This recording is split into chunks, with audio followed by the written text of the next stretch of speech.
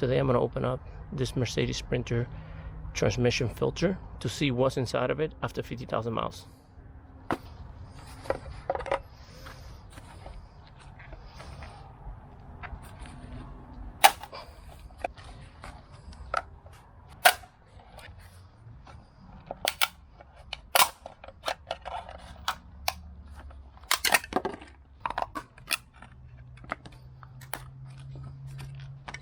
All the small particles of metal shavings is in here.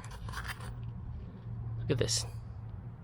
A lot of little particles here. You can feel the metal shavings right there.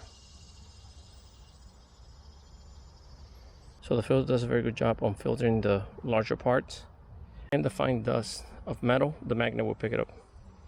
Alright, so this is how the filter of a Mercedes Sprinter after 50,000 miles of towing also a large 5,000 pound boat.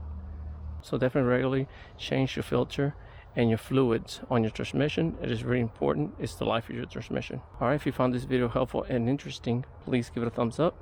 Thank you for watching, and always drive safe.